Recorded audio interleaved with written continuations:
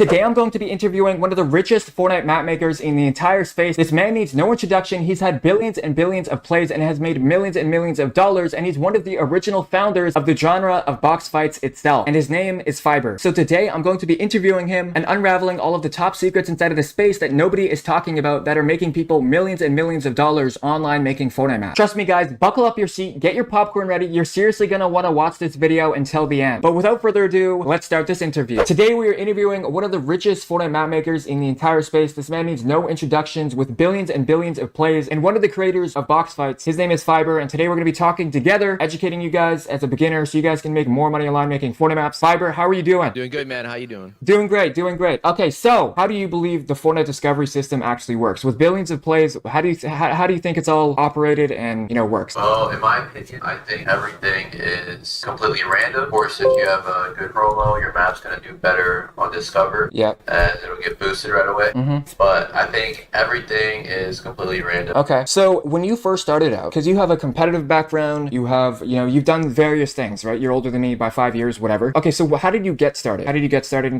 the making of the games? So I started in 2019. That's when I created box fights. It was just me with my friends. We were just chilling, trying to find a creative map to play, and there wasn't really any good maps back then. Yeah. So I hopped in creative and I made basically a box for us to fight it. And it started off as like a 2v2 map. So when you got traction, were you like flabbergasted? You were like, what the hell? Because like at the time, you probably couldn't make money, obviously, right? It was just to support a creator code. So when you realized you could make money, is that when you went full force? Or did you already have players inside of your games from like years back that were just consistently playing? And then the money just came and you're like, holy shit, I gotta take advantage of this. Oh yeah, I mean the map wasn't popping off right away. Then I started making like 40 bucks a day, 100 bucks a day, and then it went to 1,000 a day. And Holy. going up and up. So Holy. that's when I went full time. Okay, so you believe the discovery system is random. Do you have any games coming in the future that you would say otherwise? Because I feel like self-belief in this industry definitely plays a factor. Like if you believe your game will do good and you have a good thumbnail, good marketing, good promotion, I believe it will do well. So do you have any games that are coming up very recently that you're working on that you believe will like probably be the outcast of that? Because I feel like it is self-belief. Like you do have to have like a good vision, good mindset towards what you're doing, or nothing is going to go well, Yeah, I mean if your map is really good, I have a horror map coming out in a couple days. A very high quality map, not maps like this in creative yet. Yeah. So I think if you have a high quality map and it's pretty unique, it will do good in Discover. Okay. Is that a horror map with a creator, or is it just for Halloween? No, it's just for Halloween, and it's honestly it's not really a themed map, but it's like Among Us. Yes. Okay, so apparently there's actually a massive update inside of Among Us right now. A lot of people are playing it. Apparently, like it's super popular because there was imposters in Fortnite, and I'm pretty sure that's gone now.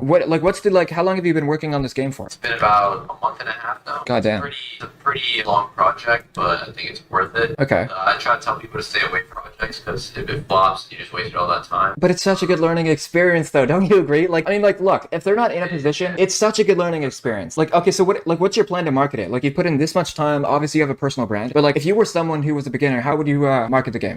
TikTok. If the other creators to upload for you, then I would make your own videos on TikTok, YouTube, anything, making shorts, long form videos. Where I would look for creators that have a decent following. I would pay them. Yeah, I agree. I definitely agree with you. A lot of people like want to know this question, like just in general. Like I ask people all the time, like, how was your life before making Fortnite maps? Because obviously you are older and you've done various things, but like, has Fortnite maps and making the money, and has that significantly impacted you in terms of like financially, or like you're able to help out other people? Has it helped you, at all? Yeah, 100%. I mean, before Fortnite or before making maps, I was making pretty good money, but after Fortnite Creative, I was able to help other people out that couldn't before, give a better life, and I'm able to afford things that I never thought I could, I could get at a young age. Yeah, exactly, bro. When you work on a game, what is your idea and thought process behind like, hey, this could do really well? For example, the horror game, because a lot of these guys are really bad with ideas, and it's a little unfortunate, because I'm not telling these guys to make bad ideas. I'm like, guys, you got to be innovative. You got to be like actually doing stuff that is purposeful and driven behind stuff that you care about, or it's not going to do well. Nobody wants copy and pasted red versus blues. First off, the idea is the most important part before you can start the map. Literally. Yeah, I think it's something pretty unique, and after that, I got to execute it. So basically, I thought of the Among Us idea. There's only 2 other imposter maps out there, but in my opinion, they're pretty bad. They're just basic maps, and I know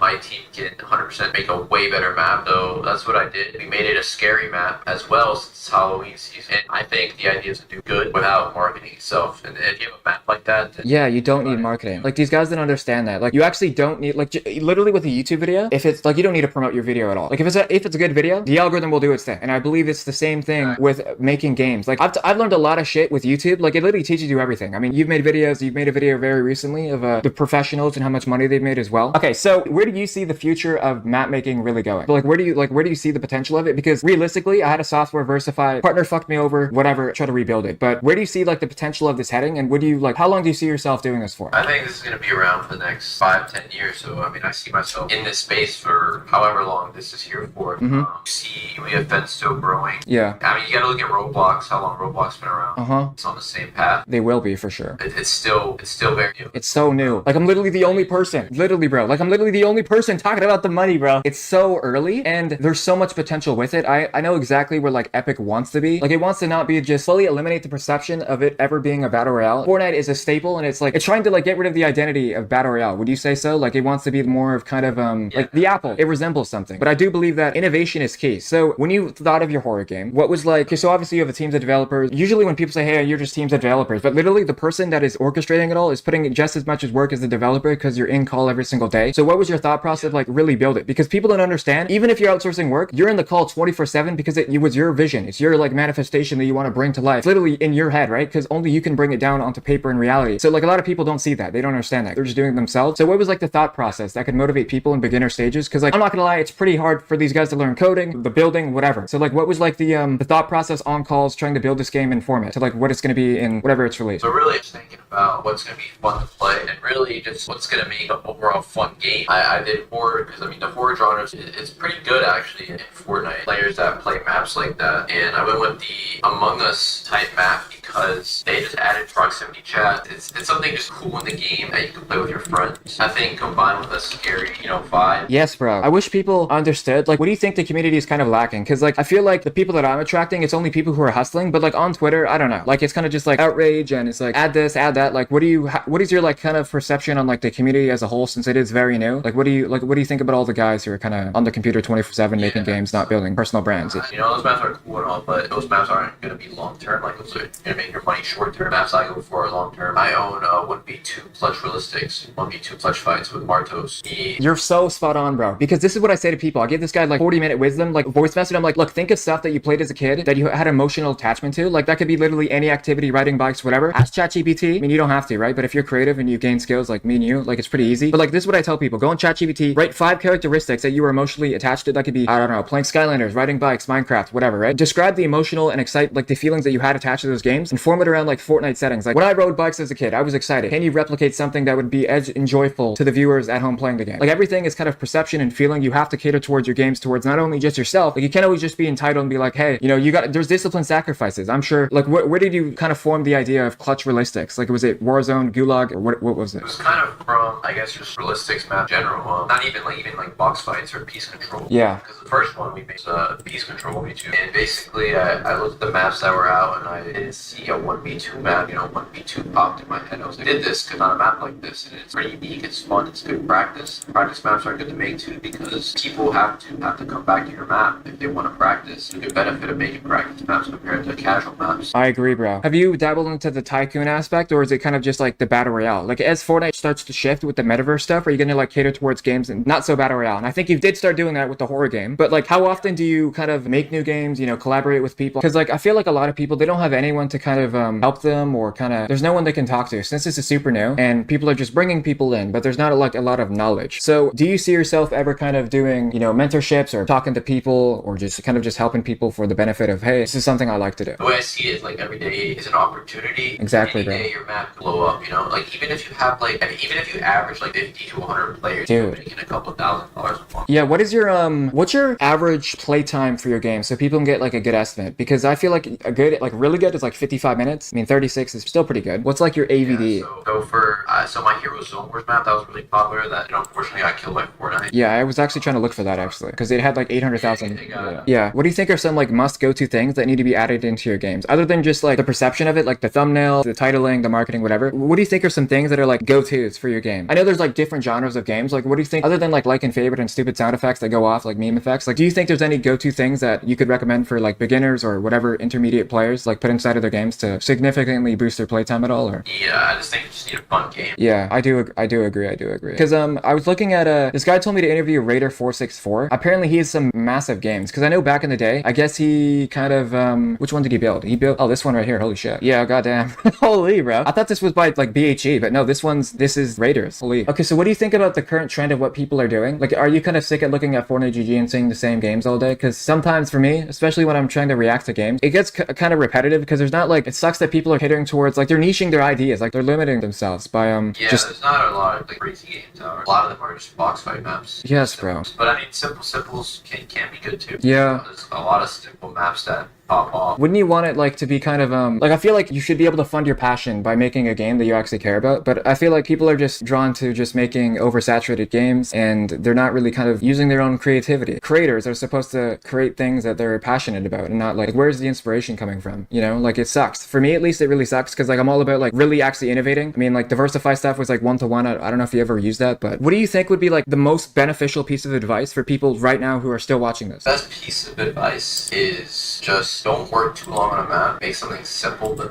that's still fun. If it doesn't work out, on to the next map. Don't quit. Just set your plan and execute it. It can take a month, couple months. Like if you just keep going at it, you're not gonna fail. You're gonna learn what to do better on the next map. You're just gonna keep improving and improving, and you're gonna know what people want. Yeah. What about for the people that are like kind of demotivated? Because people inside of my Discord, I'll invite you to it after. Like I really try to force like people to make them like really good games. Like don't be copying these other people. I know you'll make a lot of money, but you kind of lose your sanity. You know, you're doing stuff that you know you shouldn't. Realistically, money's not the end of the world. Like I feel like you really should do stuff in purpose. So I always tell people do stuff that you're creative about because it'll fuel you more and it'll motivate you more to do it. What do you think about the people who are demotivated? You know, they put so much time into building a game and it just doesn't do well because there's people that are making these, you know, casual games and there's no like balance between the two. I know there's going to be a discovery system update very soon, you know, with A/B testing and whatever have you. But if you've had success in different industries, like it's pretty easy to get a successful game because I don't think you ever struggled, did you? Did you ever struggle in the map making space of trying to get players at all? Or? Yeah, like I said, every map is a new opportunity. They see, oh, this other guy's making millions of dollars, but you just gotta really just not even look at it that way. Don't compare yourself to other people and, you know, go at your own pace. Like every map you make could